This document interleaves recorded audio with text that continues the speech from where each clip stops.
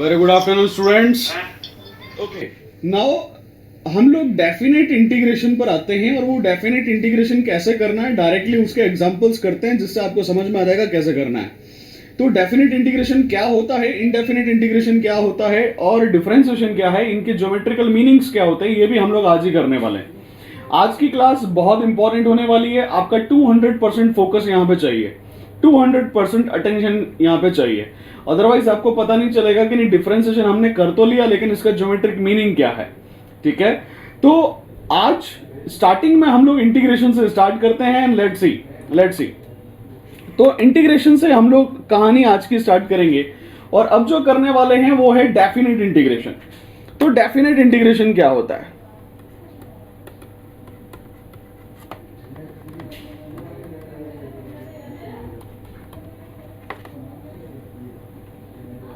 Definite integration क्या है? देखिए, डेफिनेट इंटीग्रेशन जो होता है बेसिकली ये वो इंटीग्रेशन है जिस पर लिमिट लगती है ना। तो हम लोग जब भी लिमिट वाला इंटीग्रेशन के बारे में बात करेंगे तो वो डेफिनेट इंटीग्रेशन होगा, यानी लिमिट वाला integration is the definite integration. तो सॉल्व कैसे किया जाता है?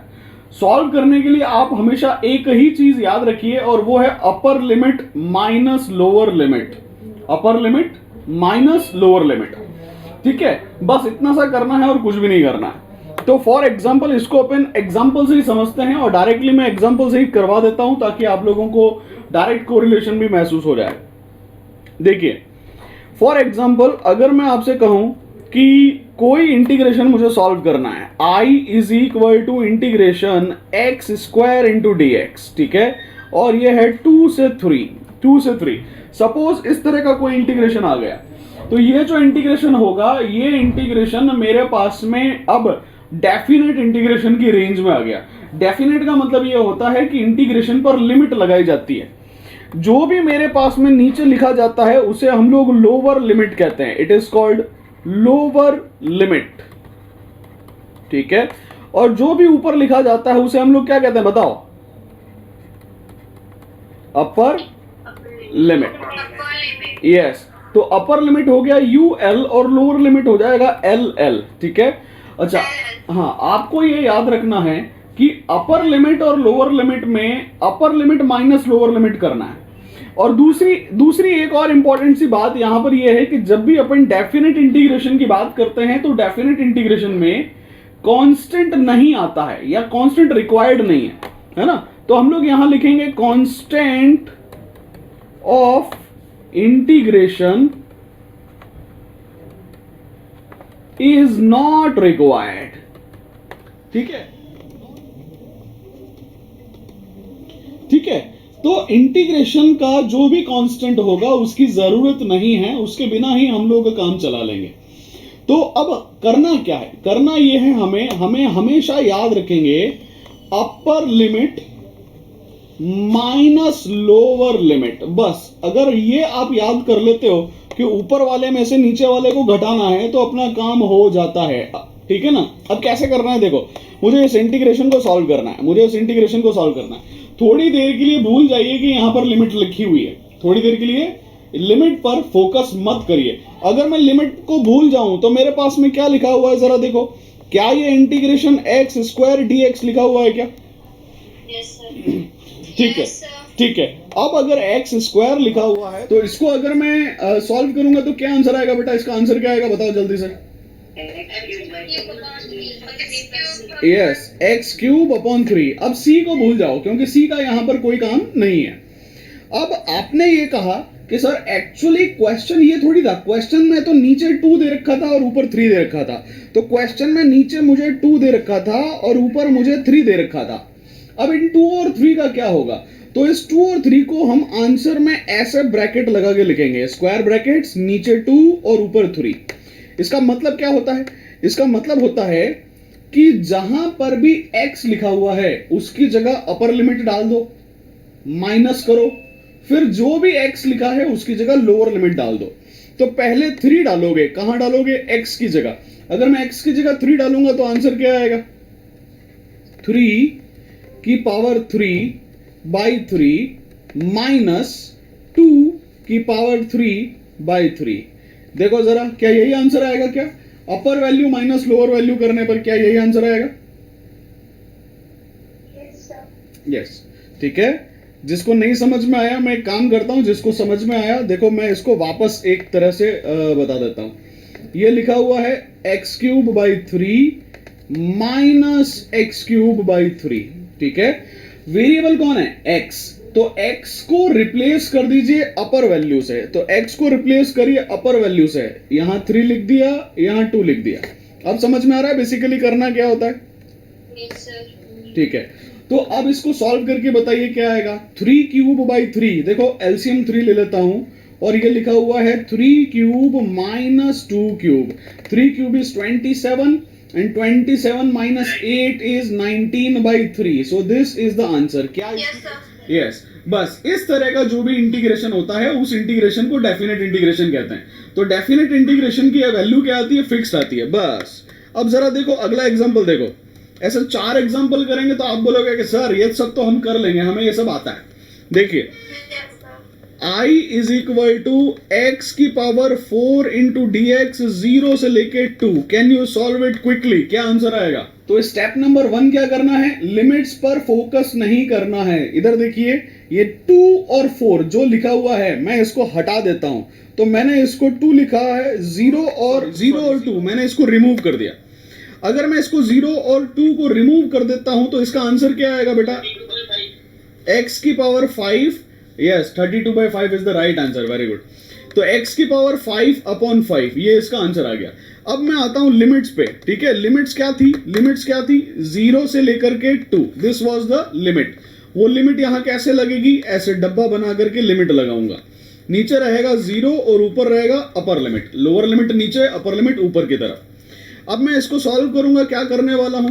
तो भाई जो भी यहां लिखा हुआ है उसकी पावर 5/5, ठीक है, उसकी पावर 5/5 माइनस जो भी x लिखा है उसकी जगह लोअर लिमिट डालूंगा बाई 5, ठीक है। तो x की जगह अपर वैल्यू डालो, x की जगह अपर वैल्यू हो गया 2 और लोअर वैल्यू हो गया 0।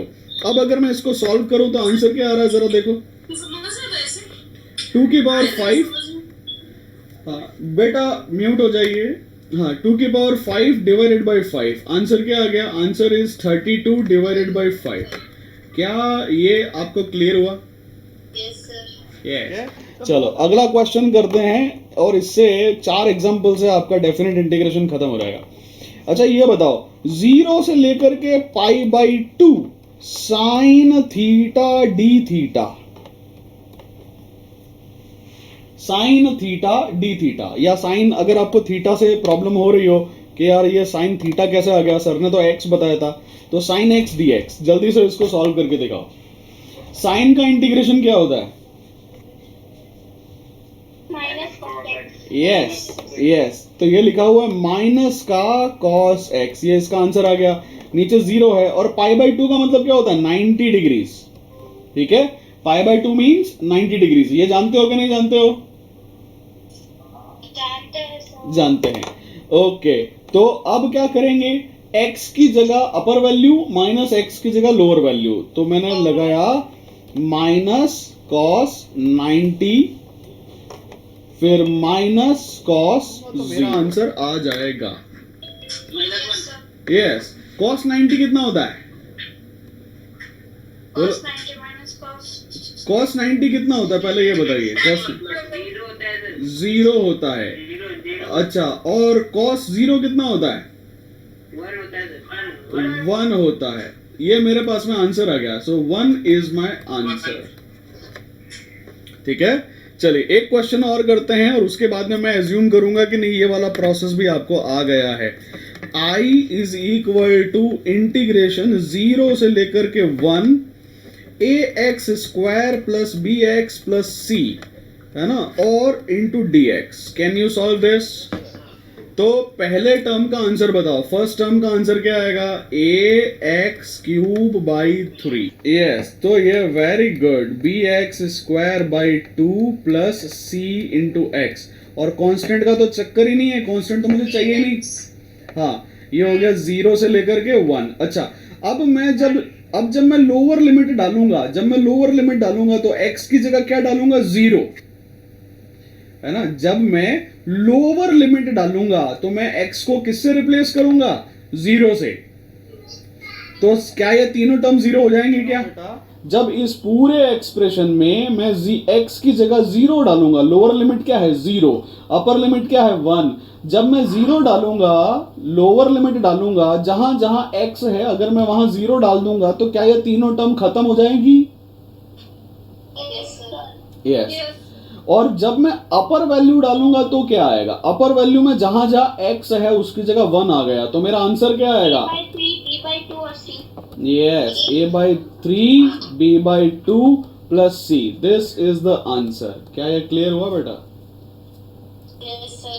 हाँ, कैसे किया मैंने? अपर value minus lower value. Power value. Yes. तो अब अपने एक काम और कर देते हैं, एक एग्जांपल और करवा देता हूं।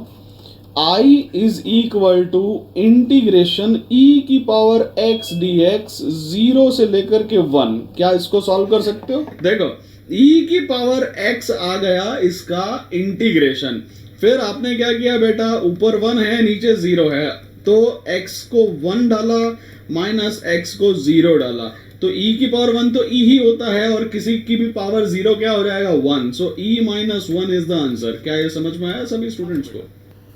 सर जो हमने फर्स्ट एग्जांपल करवाया ना, उसमें सर आपने एलसीएम लेने की जगह क्यूब कर देते और फिर कट करके करते तो बेटा कोई फर्क नहीं पड़ता है। देखिए, आप एलसीएम नहीं लेते तो भी कोई फर्क नहीं पड़ता है। ये लिखा हुआ है 27/3 माइनस 8/3, 9 माइनस 8/3। अब इसको सॉल्व करके ये ले आना, कोई फर्क नहीं पड़ता है। ठीक है, तो come to the next page. तो हम लोगों ने दोनों तरह के इंटीग्रेशंस देख लिए हैं, हम लोगों ने डिफरेंशिएशन देख लिया है, और अब हम लोग बात करने वाले हैं कि डिफरेंशिएशन क्या होता है और इंटीग्रेशन क्या होता है। What is the geometrical significance of integration as well as differentiation? So let us talk about the geometrical interpretation of differentiation and integration. ठीक है, so let us first start with differentiation. हाँ जी बेटा। Sir आपने बोला 1/π/2 equals to 90 होता है।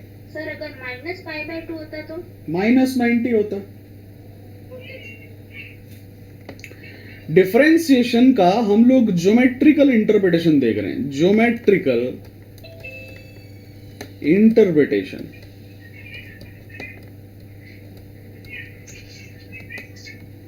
ठीक है, ज्योमेट्रिकल इंटरप्रिटेशन क्या है? कहने का मतलब ये है कि बेसिकली इंटीग्रेशन डिफरेंशिएशन जो है वो होता क्या है। अगर मैं ज्योमेट्री की बात करूं तो ये ज्योमेट्रिकली रिप्रेजेंट क्या करता है, तो इसके लिए मैं आपको बताने वाला हूं straight line. We will start the topic with the concept of straight line. ठीक है, तो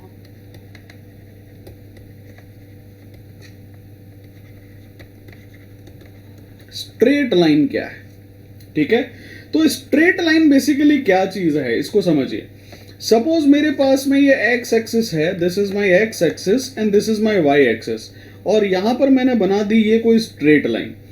ऐसी लाइन, स्ट्रेट लाइन तो सब लोग जानते हो, है ना, तो बेसिकली ये जो चीज हो जाती है ये है स्ट्रेट लाइन। स्ट्रेट लाइन जिसको अपन सिर्फ लाइन बोलते हैं। ठीक है, अगर मैं आपसे कहूं कि ये जो स्ट्रेट लाइन है ये पॉजिटिव x एक्सिस से थीटा डिग्री का एंगल बना रही है, पॉजिटिव x एक्सिस से थीटा डिग्री का एंगल बना रही है, तो इस स्ट्रेट लाइन का एक इक्वेशन होगा, इस स्ट्रेट लाइन का एक इक्वेशन होगा।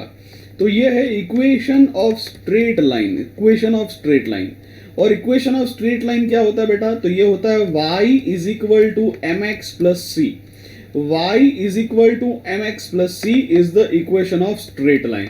किसी भी स्ट्रेट लाइन का जो इक्वेशन होता है वो होता है y is equal to mx plus C. x और y क्या है? वो कोऑर्डिनेट। अगर मैं कोई भी एक पॉइंट ले लूं P जिसका कोऑर्डिनेट x, y है, इसका मतलब ये वाला जो डिस्टेंस हो जाएगा, ये वाला डिस्टेंस हो जाएगा x, और ये वाला जो डिस्टेंस हो जाएगा, ये वाला डिस्टेंस हो जाएगा y। तो किसी भी पॉइंट का अगर कोऑर्डिनेट x, y है और वो पॉइंट जो है वो इस स्ट्रेट लाइन पर मूव कर रहा है, then it will satisfy this relationship and this relationship is called the equation of straight line. अब ये जो इक्वेशन होता है इसमें x और y तो कोऑर्डिनेट है। सर अब दो चीजें और आ रही है यहाँ पर, एक m आ रहा है और एक c आ रहा है, ये दोनों क्या है? तो अगर मैं आपसे कहूं कि c जो होता है इसे हम लोग कहते हैं y intercept, y intercept. Intercept. Y intercept का मतलब ये हो गया कि ये जो स्ट्रेट लाइन है ये वाई एक्सिस पर कितना डिस्टेंस पे कट कर रही है। जैसे अगर मैं गौर से देखूं, देखो ये वाला जो पॉइंट मैंने बनाया है, इस पॉइंट पर ये स्ट्रेट लाइन वाई एक्सिस को कट कर रही है। तो वाई एक्सिस पर ये वाला जो डिस्टेंस हो जाएगा, this is C. C is the distance on Y axis. ठीक है, कोई भी स्ट्रेट लाइन वाई एक्सिस को जहां कट करती है उसे हम लोग सी कहते हैं। ऊपर की तरफ जो होता है वो सी पॉजिटिव होता है और नीचे की तरफ सी जो होता है वो नेगेटिव होता है। अब सेकंड पॉइंट आता है कि सर चलो ये तो ठीक है, व्हाट इज एम? तो एम जो होता है ये होता है tan theta. M is tan theta. Theta मैंने आपको बता दिया है। इस फिगर में थीटा वो एंगल है जो straight line positive x axis से एंटी क्लॉकवाइज डायरेक्शन में बना रही है।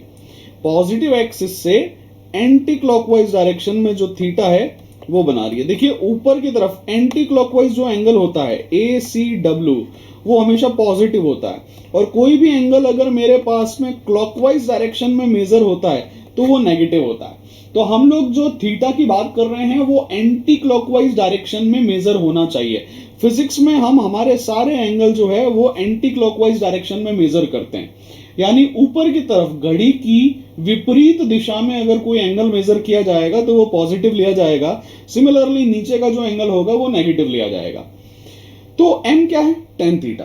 और आगे हमको ये समझना है कि जो भी इस m के बारे में हम लोग लिखें तो हम एक पॉइंट और लिख सकते हैं, it is called slope of this straight line.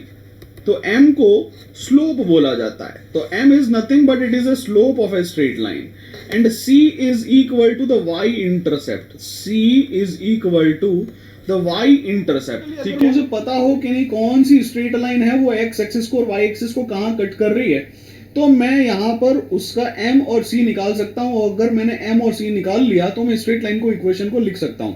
ठीक है, अब इसी चीज को समझने के लिए अपन 2-3 एग्जांपल कर लेते हैं। पहला एग्जांपल यहां करवाता हूं। देखो सब लोग इधर देखिए प्लीज। बेटा जी अगर ये x एक्सिस है, ये y एक्सिस है, और मैं x एक्सिस थोड़ी सी और बढ़ा देता हूं। Let me draw a straight line. मैंने रेड कलर से एक स्ट्रेट लाइन बना दी है, और ये वाला जो पॉइंट है ये है मेरे पास में x इसका 0 है, y इसका 3 है, और ये वाला जो एंगल है ये है 45 डिग्रीज, है ना। और मेरे पास में जो क्वेश्चन है वो ये है, find the equation of this straight line, है ना। क्या आप मुझे इस स्ट्रेट लाइन का इक्वेशन बता सकते हो? What is the equation of this straight line? होना चाहिए और c पता होना चाहिए। अगर m और c पता चल जाता है तो ये इक्वेशन मुझे पता चल जाएगी। ठीक है, अब देखो पहला काम तो ये करो कि ये बताओ बेटा कि जो एंगल मुझे यहाँ पे दिख रहा है वो कितना है, क्या वो 45 डिग्रीज है क्या? ठीक है, अगर मैं यहाँ पर जूम करके आपको दिखाऊं, ठीक है बेटा जी ये देखो, क्या ये एंगल के बारे में हम लोग बात करें, ये एंगल 45 डिग्रीज है। Yes, sir. ओके, अगर मेरे पास में ये एंगल 45 डिग्रीज है तो मैं यहाँ अगर m लिखना चाहता हूं तो m कैसे लिखूंगा मुझे बताओ? tan 45 degrees. Very good. तो m विल बिकम tan 45। अगर मेरे पास में ये m tan 45 हो गया, tan 45 की वैल्यू तो आपको आती नहीं है। 1। तो ये हो गया 1। तो m कितना हो गया? 1। तो m तो मने ठा पड़ गयो। चलो अब अपन आते हैं c पर। c को समझो। देखो c क्या है ये बताओ, ये वाला डिस्टेंस कितना है? What is this distance? 3, है ना। तो इसके लिए ये वाला डिस्टेंस कितना है? ये है डिस्टेंस 3। अगर ये डिस्टेंस 3 है, मैंने आपको क्या बताया था? y intercept. y इंटरसेप्ट किसको कहते हैं? y इंटरसेप्ट होता है जब मेरे पास कोई भी स्ट्रेट लाइन y एक्सिस को कहां कट कर रही है। तो यहाँ y एक्सिस पर कहां कट कर रही है? ये कितने डिस्टेंस पे कट कर रही है? 3। ऊपर की तरफ 3 है कि नीचे की तरफ 3 है? तो c पॉजिटिव आएगा कि नेगेटिव आएगा? तो c हो गया +3 और m हो गया 1। तो क्या मेरे पास में ये स्ट्रेट लाइन की इक्वेशन आ गई? y is equal to mx + 3 में m कितना लिखूं बोलो? 1। तो m is equal to 1 into x + 3। तो आंसर क्या आया? है ना, आंसर आ गया y is equal to x + 3। This is the answer. Yes और नो? Yes, sir. यस। तो ये मेरे पास में आंसर हो गया है और मेरे पास में ये इसका आंसर है। मेरे ख्याल से ये आप लोगों को समझ में आ गया बेसिकली कहानी क्या चल क्या रही है। Yes. Yes, sir. एक्स की वैल्यू पुट नहीं करेंगे? नहीं बेटा, x की वैल्यू पुट नहीं करेंगे। x और y जो होती है ना, वो तो आंसर जो भी आएगा वो x और y की टर्म्स में आएगा, ठीक है। अगर आपने x की वैल्यू पुट कर दी है तो y की भी कर दो, कहानी खत्म कर दो, है ना। तो ऐसा नहीं होता है। x और y वेरिएबल्स हैं और ये उस पॉइंट पर डिपेंड करते हैं जो इस स्ट्रेट लाइन पे मूव करेगा। x और y की वैल्यूज क्यों पुट नहीं कर रहे हैं उसको समझिए। मैं अगर इस पॉइंट पर आऊंगा तो x y बदल जाएगा, मैं इस पॉइंट पर आऊंगा तो x y बदल जाएगा, मैं इस पॉइंट पर आऊंगा तो x y बदल जाएगा। इस पॉइंट के लिए x और y अलग होगा, यस और नो? हाँ, लेकिन क्या इक्वेशन एक ही है या इक्वेशन बदल जा रही है? बेटा इक्वेशन एक ही है, स्ट्रेट लाइन एक ही रहेगी या स्ट्रेट लाइन बदल जाएगी? एक ही इक्वेशन है। यस तो मुझे एक ही इक्वेशन चाहिए जो इन सभी पॉइंट्स को कंप्लाई करे। इसीलिए मैं एक काम करूंगा, x और y को नहीं पुट करूंगा। दैट मींस हमारे आंसर में x भी आएगा और y भी आएगा, ठीक है। So this is how equation of straight line is calculated. चलिए अब एक काम और करके दिखाता हूं। इधर देखो, सब लोग यहां देखिए प्लीज, थोड़ा प्रैक्टिस और कर लेते हैं, है ना। कंफ्यूजन दूर होना जरूरी है। अगर मेरे पास में ये x एक्सिस है और ये y एक्सिस है, सपोज कोई स्ट्रेट लाइन ऐसे चल रही है, ठीक है। सपोज कोई इक्वेशन स्ट्रेट लाइन ऐसे चल रही है और ये 60 डिग्री पर बना रही है और ओरिजिन पे कट कर रही है। क्या आप मुझे इसका इक्वेशन बता सकते हो बेटा? मतलब मुझे कोऑर्डिनेट नहीं चाहिए, ओरिजिन का कोऑर्डिनेट मुझे पता है 0,0 है। आपसे मैंने पूछा है equation of straight line. y is equals to root 3x. Yes, right answer, very good, है ना, ब्लेजिंग फास्ट, वेरी गुड। तो बेटा मेरे पास में पहला काम m निकालो, तो m क्या आएगा मुझे बताओ? Root 3. Tan 60. यस, tan 60 यानी √3, तो m तो पता चल गया। अब निकालो c कितना है, कहां पर कट कर रहा है ये? 0,0। अच्छा 0,0 जो होता है, अच्छा तो इसके लिए c क्या हो जाएगा? 0। ना तो ऊपर कट कर रहा है ना नीचे कट कर रहा है। अगर ऊपर कट करता तो c पॉजिटिव होता है, अगर नीचे कट करेगा तो c कैसा होगा? नेगेटिव। लेकिन जब ओरिजिन पर कट करेगा तो c कितना होगा? 0, ठीक है। तो उस सिचुएशन में मेरे पास में अब स्ट्रेट लाइन क्या आ गई बताओ? y is equal to m की जगह क्या आएगा? √3x plus 0। क्या ये y is equal to mx plus c लिखा है मैंने? Yes, sir. Yes, sir. Yes, this is the equation of straight line. समझ में आई बात? Yes, sir. ओके तो मैं ये सारी चीज़ें मानता हूँ कि आप लोग जानते हो और मैं ये सारी चीज़ें हटा देता हूँ। Okay now let me have something else, ठीक है।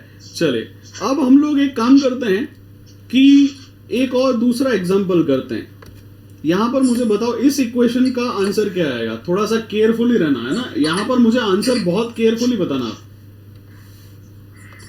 ये x एक्सिस है, ये y एक्सिस है और this is the straight line, ठीक है। और ये है मेरे पास में 0,-3, ये ओरिजिन है 0,0, ठीक है। और मेरे पास में ये वाला जो एंगल है, ये वाला एंगल जो है this is 60 degrees. Can you calculate the equation of this straight line? अब ये थोड़ा टेढ़ा खीर है, देखते हैं आप लोगों को समझ में आता है कि नहीं आता है। √3x minus 3. √3x minus. Okay, -√3x minus 3। Right answer, ये वाला आंसर 100% राइट है, वेरी गुड। तो पहला काम क्या करेंगे, देखो इक्वेशन ऑफ स्ट्रेट लाइन क्या होगी? तो बेटा ये होगी y is equal to mx plus c। तो पहला काम जो आसानी से निकल रहा है वो निकाल लो। अगर मैं आपसे पूछूं c, तो देखो c कितना है, ये वाला डिस्टेंस कितना है, ये वाला डिस्टेंस कितना है? 3, ठीक है। लेकिन मेरा क्वेश्चन ये है कि क्या ये ओरिजिन के ऊपर है कि नीचे है? ये वाला डिस्टेंस ओरिजिन के नीचे है कि ऊपर है? नीचे। तो c +3 लिखूं या -3? -3। तो इससे आपको पता चल गया होगा कि जिस पॉइंट पे कट कर रहा है c उसका कोऑर्डिनेट होता है, ठीक है। जिस पॉइंट पे कट कर रहा है c उसका कोऑर्डिनेट होता है। समझ में आ गई बात? Okay Yes, sir. अच्छा अब मुझे बताओ m कितना होगा, जल्दी से बताओ। tan क्या? -60. Yes, 120 degrees. बेटा मैंने आपको बताया था पॉजिटिव एक्स एक्सिस से हमेशा एंगल मेजर करते हैं, है ना। यहाँ पे 60 मैंने आपको उल्लू बनाने के लिए दिया है, है ना, यहाँ पे 60 degree is not the angle that is made by this straight line. तो एंगल जो होगा ये पॉजिटिव एक्स एक्सिस से एंटी क्लॉकवाइज डायरेक्शन में होगा। तो ये एंगल कितना होगा यहाँ पे 120। tan 120 कितना होता है बोलो, नहीं पता है ना। तो ये चलो मैं आपको बता देता हूँ, ये माइनस ऑफ tan 60 होता है। अब बताओ कितना होता है, क्या ये -√3 होता है? यस। तो C भी पता चल गया और ये भी पता चल गया, इसलिए जो मेरे पास में इक्वेशन आएगा इसका, इक्वेशन ऑफ स्ट्रेट लाइन क्या हो गया, इक्वेशन ऑफ स्ट्रेट लाइन। तो y is equal to -√3x + 3। ठीक है, थोड़ा सा अगर आपके दिमाग में आए कि नहीं सर मैं तो होशियारी मारूंगा, तो आप इसको होशियारी मार के ऐसे भी लिख सकते हो, √3x + y is equal to 3। दोनों एक ही चीज लिखी हुई है, कोई बड़ी बात नहीं है। ओके ठीक है, तो बेसिकली हाँ जी बोलिए। सर वो तो 10 120 आपने बताया -10 60 होगा, बट अगर कोई और वैल्यू है तो यहाँ पे हमें कैसे पता चलेगा उसकी वैल्यू क्या है? बेटा ट्रिग्नोमेट्री पढ़िए, पढ़नी पड़ेगी। अब बिल्कुल पढ़नी पड़ेगी, है ना। बेसिक मैथ्स की बात देखो, आपको सभी एंगल्स याद होने चाहिए, है ना। साइन थीटा सभी जितने भी एंगल होते हैं, स्टैंडर्ड हो या नॉन स्टैंडर्ड हो, उन सबके एंगल पता होने चाहिए। ठीक है, तो पॉजिटिव कैसे हुआ? कौन पॉजिटिव कैसे हुआ? हाँ अरे C पॉजिटिव कैसे हुआ, बिल्कुल सही बात है, C तो नेगेटिव होना है ना। ये बाई मिस्टेक हुआ है बेटा, और कुछ नहीं है ना। ये आपने अच्छा किया, आपने मुझे याद बता दिया, दिस इज -3। ठीक है, और यहां पर भी जो है ये -3 आएगा, because C is negative. Yes, thank you. मुझे लगा कि हाँ नहीं, एक्चुअली यहाँ पर मैंने डिस्टेंस लिखा है बेटा, और मेरे दिमाग में यही चीज चल रही थी। ठीक है, ये डिस्टेंस है, डिस्टेंस तो 3 ही होगा ना। डिस्टेंस नेगेटिव में नहीं आता ना। हाँ डिस्टेंस तो 3 ही होगा, राइट। तो चलते हैं नेक्स्ट पेज पे। ठीक है, और अब हम लोग क्या करने वाले हैं बेसिकली, देखो हम लोगों ने स्ट्रेट लाइन पढ़ लिया, अब हम लोग बात कर रहे हैं डिफरेंशिएशन के ज्योमेट्रिकल मीनिंग की। और अब जो मैं करवाने वाला हूं ये बहुत क्रूशियल है, यहां पर थोड़ा सा आप लोग ध्यान देना बेटा। Let me talk about secant line. Secant line, ठीक है, अब ये सीकेंट क्या होता है देखो।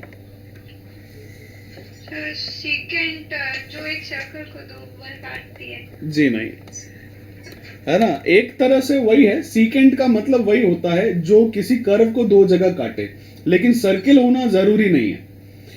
एक ऐसी लाइन जो 2 जगह पेनिट्रेट कर दे वो सीकेंट है। जैसे आप इधर देखिए प्लीज, छोटे वाले ग्राफ में देखिए, ये x है, ये y है। मैं कोई भी एक कर्व बना देता हूं, अगर मेरे पास में कोई लाइन ऐसी है जो इसको 2 से ज्यादा टाइम्स पेनिट्रेट कर रही है, या यूं कहें कि 1 से ज्यादा टाइम पेनिट्रेट कर रही है, तो वो सीकेंट है। ठीक है, जैसे देखो, क्या ये वाली सीकेंट है क्या? Yes sir. यस, तो ये वाली लाइन सीकेंट है। अच्छा, क्या ये वाली सीकेंट है? Yes sir. Yes sir. क्या ये वाली सीकेंट है? No sir. हाँ यस सर। Yes sir. लेकिन क्या ये वाली सीकेंट है? नो नो, ये हाँ ऐसी, ये तो टेंजेंट हो गई। हाँ ऐसी लाइन जो एक जगह पेनिट्रेट करे और छू के चली जाए वो टेंजेंट है ना। ऐसी लाइन जो एक जगह टच करके चली जाए वो टेंजेंट है, और जो 2 जगह पेनिट्रेट करे वो सीकेंट है। तो सीकेंट और टेंजेंट में ये डिफरेंस होता है, जो 1 से ज्यादा जगह टच करती है वो सीकेंट है। ठीक है, चलिए तो let me draw a graph. मैं एक ग्राफ बना लेता हूं। लेट अस से मेरे पास में ग्राफ है y is equal to fx। ठीक है, अब यहां पर मैं एक स्ट्रेट लाइन बना लेता हूं, और इस स्ट्रेट लाइन पर थोड़ा सा अपना फोकस रहना चाहिए। Let me draw a quick straight line something like this. ठीक है, क्या ये सीकेंट लाइन है? Yes sir. ओके, तो ये सीकेंट है, और ये 2 जगह पेनिट्रेट कर रही है, इस पॉइंट पर और इस पॉइंट पर। इसको मैंने A कह दिया और इसको मैंने B कह दिया। और ये जो है ये है एंगल थीटा, और जो भी स्ट्रेट लाइन है इसकी इक्वेशन होगी y is equal to m x plus c. तो इस सीकेंट लाइन की स्ट्रेट लाइन की इक्वेशन आ गई y is equal to m x plus c, और आप जानते हो कि m जो होता है वो होता है टेन थीटा, और इसे हम लोग कहते हैं स्लोप, ठीक है। तो m is tan theta and it is equal to slope, okay. अब यहाँ पर हम लोग हमारा कैलकुलेशन स्टार्ट करेंगे। हाँ जी, तो अगर मेरे पास में मैंने a से और b से परपेंडिकुलर डाल दिया, a से परपेंडिकुलर ऐसे डाल दिया और b से परपेंडिकुलर ऐसे डाल दिया, और सपोज मैं a से भी इस पॉइंट पर परपेंडिकुलर डाल देता हूं और ये वाला पॉइंट c हो जाता है, ठीक है। तो मुझे एक छोटा सा ट्रायंगल मिल जाएगा। अगर ये वाला पॉइंट थीटा है तो मैं इस पॉइंट को भी क्या कह सकता हूं, थीटा कह सकता हूं, ठीक है। अच्छा, अब मैंने ये काम किया कि लेट अस से बेटा this point is x1, this distance is x1 and this distance is x2, ठीक है। सिमिलरली अगर मैं आपसे कहता हूं कि ये वाला जो है ये y1 है और ये वाला जो है ये y2 है, लेट अस से this is y2, that means इसका कोऑर्डिनेट x1, y1 है और इसका कोऑर्डिनेट x2, y2 है, ठीक है। अब यहां पर ये वाला जो छोटा ट्रायंगल बन रहा है, बेटा एक काम करो, क्या इस छोटे वाले ट्रायंगल पर आप फोकस कर सकते हो क्या, जो मैंने शेड किया है यहाँ पे? अगर मैं इस ट्रायंगल को यहां पर बनाऊं तो ये वाला पॉइंट C है, ये वाला पॉइंट B है, ये वाला पॉइंट A है, ठीक है। और ये वाला जो डिस्टेंस है दिस इज डेल्टा x, ये वाला जो डिस्टेंस है दिस इज डेल्टा y, ठीक है। और डेल्टा y का मतलब होता है y2 माइनस y1, और डेल्टा x का मतलब होता है x2 माइनस x1, ठीक है। और ये वाला एंगल कितना है, थीटा। अगर मैं यहां पर tan थीटा लिखूं, if I write tan theta in this small triangle, है ना, in triangle ABC, in triangle ABC if I write tan theta, then tan theta क्या होगा मुझे बताओ, क्या ये delta y by delta x होगा क्या? ओके, और मैं जानता हूं from equation number 1 m is equal to slope, and from equation number 2 m tan theta is equal to delta y by delta x। तो अगर मेरे पास में m tan थीटा है और tan theta delta y by delta x है, तो क्या मैं ये बोल सकता हूं कि hence m is equal to tan theta is equal to delta y by delta x, क्या मैं ऐसा बोल सकता हूं? इस इक्वेशन में कोई भी प्रॉब्लम? अच्छा बेटा, सीकेंट एक स्ट्रेट लाइन होती है, ये जानते हो बेटा? हाँ, और किसी भी स्ट्रेट लाइन का equation y is equal to mx plus c होता है, क्या ये जानते हो? तो अगर ये सीकेंट है और ये स्ट्रेट लाइन है तो क्या इसका equation y is equal to mx plus c होगा? ठीक है, तो सीकेंट का equation y is equal to mx plus c ये है। अब m क्या है? m होता है स्लोप, और जो m है वही tan थीटा भी होता है, क्योंकि m is equal to tan theta and it is equal to slope of a straight line, ठीक है। और अभी मैं स्ट्रेट लाइन सीकेंट के बारे में बात कर रहा हूं। फिर मैंने एक काम किया, मैंने a से और b से x एक्सिस पे परपेंडिकुलर डाल दिए, और फिर मैंने a से एक और परपेंडिकुलर डाला जो b वाले परपेंडिकुलर पे है ना। देखो मैं वापस तो एक लाइन ये बनाई, एक परपेंडिकुलर मैंने ये बनाया, और फिर मैंने a से वापस परपेंडिकुलर डाला इस पर, ठीक है। अब आपको ये ABC ट्रायंगल दिखाई दे रहा है? Yes, sir. ठीक है बेटा, अगर मेरे पास में ये ट्रायंगल ABC है, यहाँ पे इसी को मैंने जूम करके यहाँ पर बड़ा सा बनाया है, देखो जरा, इसको मैंने जूम करके यहाँ पे बड़ा सा बनाया है, ये वाला जो ट्रायंगल ABC है, ठीक है बेटा। अगर इधर देखिए, अगर ये वाला डिस्टेंस x1 है और पूरा डिस्टेंस x2 है, तो मेरे पास में ये वाला डिस्टेंस कितना होगा? What is this distance? अगर मैं इसको डेल्टा x कहता हूं तो क्या delta x x2 minus x1 होगा क्या? अब अगर मैंने ये कहा कि सपोज ये वाला डिस्टेंस y1 है, ये वाला डिस्टेंस y1 है, और ये पूरा डिस्टेंस जो है ये y2 है, ठीक है। तो ये बताइए बेटा कि जो ये वाला डिस्टेंस होगा, अगर ये डेल्टा y2 है, अगर ये डेल्टा y है, तो क्या डेल्टा y की वैल्यू y2 माइनस y1 होगी? क्या ये वाला पॉइंट क्लियर हुआ? Yes, sir. ओके, अब इस ट्रायंगल ABC में क्या आप tan थीटा लिख सकते हो? Yes, sir. हाँ जी, तो tan थीटा आप लिख के दिखाओ मुझे, क्या tan theta perpendicular upon base होता है? ओके, तो tan थीटा हो गया परपेंडिकुलर अपॉन बेस, यानी delta y by delta x, और ऊपर देखो टेन थीटा एम भी था और टेन थीटा ये भी है। क्या यहां से पता चला कि एम टेन थीटा और delta Y by delta X बराबर होता है? तो बेसिकली अभी अभी हम लोगों ने ये देखा कि जो भी सीकेंट लाइन होती है या स्ट्रेट लाइन होती है उसकी जो स्लोप होती है, ठीक है, वो जो स्लोप है वही टेन थीटा है और वो मेरे पास में delta Y by delta X के बराबर है। और ये जो चीज है ये है y2 minus y1 divided by x2 minus x1। यानी कि क्या ये मेरे पास में change in y divided by change in x के बराबर है या नहीं है? Yes, sir. ओके ओके, तो अगर आपने ओके नाउ अब क्वेश्चन ये है कि सर डिफरेंशिएशन क्या होता है? देखो, क्या मैंने आपको बताया है कि जो डेल्टा होता है, डेल्टा, ये डेल्टा क्यों यूज करते हैं? बताओ क्यों यूज करते हैं? ये हम लोग यूज करते हैं स्मॉल चेंज के लिए, स्मॉल चेंज, ठीक है। डेल्टा जो है वो यूज किया जाता है स्मॉल चेंज के लिए, लेकिन जब मेरे पास में चेंज बहुत छोटा है, very small change, very small change, तो उसको हम लोग डेल्टा से रिप्रेजेंट नहीं करते हैं, उसको हम लोग डी से रिप्रेजेंट करते हैं। तो वेरी स्मॉल चेंज को हम लोग एलिमेंटल चेंज भी बोलते हैं। तो एलिमेंटल चेंज जो होता है वो बहुत छोटा चेंज है और इसको हम लोग डी से रिप्रेजेंट करते हैं, ठीक है। तो डी से रिप्रेजेंट किया जाएगा, यानी जो डेल्टा है वो बहुत छोटी कंडीशन में क्या बन जाएगा? डी बन जाएगा। तो मैंने जो डायग्राम बनाया था मैं वही डायग्राम वापस बना रहा हूं। देखिए, अगर मेरे पास में ये एक्स एक्सिस है और ये वाई एक्सिस है और सपोज कोई ग्राफ इस तरह से दे रखा है, this is Y is equal to F X. अब अगर मैं आपसे कहूं बेटा कि कोई स्ट्रेट लाइन है और वो दो पॉइंट्स पे टच कर रही है, दो पॉइंट्स पे टच कर रही है, ये पॉइंट ए है और ये वाला पॉइंट बी है, तो अगर मेरे पास में ऐसी सिचुएशन है कि मैं यहां से परपेंडिकुलर डालूं, ठीक है, तो ये वाला जो एंगल थीटा होगा वही ये वाला एंगल थीटा होगा। अब अपन एक काम करते हैं, क्या काम करते हैं? मैंने माना कि B is very close to A, B is very very very very close to A, close to A, ठीक है, it is very very close to A, ठीक है।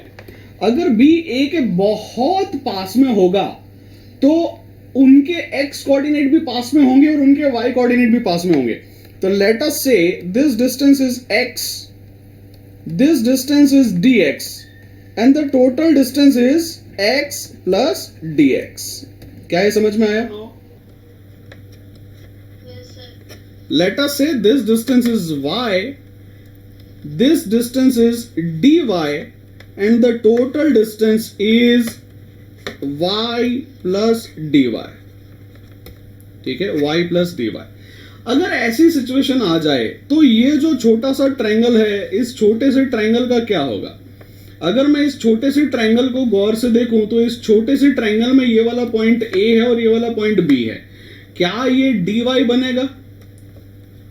ठीक है, और क्या ये dx बनेगा? जरा देखो, यस और नो? Yes, sir. ओके, और ये वाला एंगल थीटा है। तो हम जानते हैं कि जो स्ट्रेट लाइन का इक्वेशन होता है y is equal to m x plus c, इसमें जो m होता है, ये m क्या होता है? ये m होता है टेन थीटा। और यहां पर अगर मैं टेन थीटा देखूं तो क्या ये dy बाई डी एक्स के बराबर आ रहा है कि नहीं आ रहा है?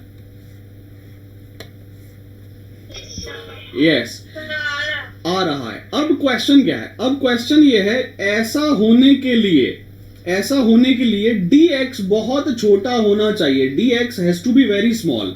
dx वाला जो क्वांटिटी है वो वेरी वेरी स्मॉल होना चाहिए। सिमिलरली dy जो है वो भी क्या होना चाहिए? Very very small. अच्छा, अब अगर मैं आपसे एक सवाल कहता हूं, सपोज मैं यहां बैठा हुआ हूं और मैं अपनी जगह से 1 माइक्रोन खिसक जाऊं, 1 माइक्रोन कितना होता है? समझ में आता है? 10⁻⁻�6। तो क्या आपको ऐसा नहीं लगेगा कि सर अभी भी वहीं बैठे हुए हैं? समझ में आ रही बात? अगर मेरे पास में ये वाला पॉइंट A है और ये वाला पॉइंट B है और लगभग ये बहुत पास का मतलब क्या हुआ? They are sitting very very very close to each other, that means they are almost on the same point. अगर B और A पास पास हो जाएंगे तो हमें जो स्ट्रेट लाइन दिखनी चालू हो जाएगी वो ऐसी हो जाएगी। देखो ये दोनों पॉइंट्स पास पास आ गए। क्या आपको यहाँ दो पॉइंट्स दिखाई दे रहे हैं जो मैंने बनाए? यस। तो अगर कोई स्ट्रेट लाइन ऐसी आ गई जो दो पॉइंट्स पे टच कर रही है और ये दोनों पॉइंट्स बहुत पास पास में हैं, then that straight line becomes what? Tangent. ठीक है। इससे पहले जो स्ट्रेट लाइन थी वो क्या थी? सीकेंट। क्या ये समझ में आया? तो जैसे ही, मेरी बात बड़े गौर से सुनिए, जैसे ही कोई भी स्ट्रेट लाइन इस तरह से कन्वर्ट होती है कि ये दोनों पॉइंट ऑफ इंटरसेक्शन बहुत पास पास आ जाते हैं, तो वो सीकेंट से क्या बन जाती है? टेंजेंट। जब वो सीकेंट से टेंजेंट बन जाती है तो जो डेल्टा है वो किस में कन्वर्ट हो जाता है? डी में। तो जो delta Y by delta x था, जो delta Y by delta x था, वो किस में कन्वर्ट हो जाएगा? बोलो। D y by d x में। D y by d x में। और d y by d x क्या होता है? Differentiation. That means differentiation is the special condition of the same thing that we have already discussed in the previous slide. ठीक है। तो differentiate जब भी हम लोग करते हैं तो हमें क्या मिलता है? हमें एम मिलता है। और ये एम किसका है? बेसिकली टेंजेंट का। ठीक है। तो मैं यहां पर एक स्टेटमेंट लिख देता हूं जो कि बहुत पावरफुल स्टेटमेंट है। स्टेटमेंट जो हो जाएगा वो क्या हो जाएगा? Differentiation of any curve at any point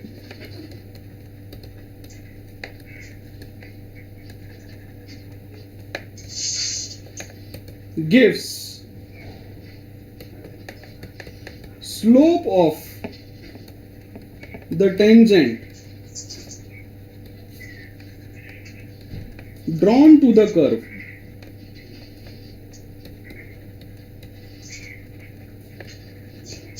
at the same point. ठीक है। And this is very very important. जब भी हम डिफरेंशिएशन करते हैं तो बेसिकली क्या मिलता है? स्लोप ऑफ ए टेंजेंट मिलता है। ठीक है। तो differentiation is equal to slope of the tangent. ठीक है। And this is very very important.